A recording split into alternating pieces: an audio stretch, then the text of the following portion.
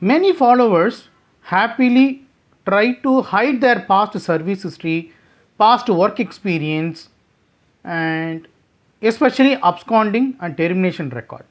Okay. Everyone have unique ID, especially Aadhaar and PAN number. Using these two numbers, your background verification vendor or HR people easily identify wherever your name is associated with your previous organization. Okay. So usually when you join into the new organization nowadays, when they conduct the interview also, they are asking Aadhaar number. Okay. Immediately your name and your proof or ID will be associated with that company. Okay. Don't try to hide your past service history. I highly suggest you don't do that, because this will create major problem always in your career life, and that will lead to blacklist your profile. Okay. Please share this video to your friends.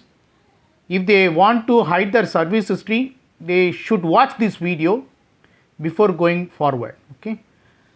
Every organization will do the background verification check, pre-background verification and post-background verification. Okay. When they try to join, there are multiple unique ID will be created based on your sensitive data, especially Aadhaar and PAN number. So immediately your name will be associated with that organization. Your future organization easily identify, and then immediately they will say there is a misconduct or suspect in your document. We will fire you effective from immediately. Okay. Don't go for that situation. Okay. Thank you so much for watching this video. If you struggle anywhere, you can approach to me. My email ID and UPI ID available in this video description. Once done your consulting fee, we will discuss further. Okay.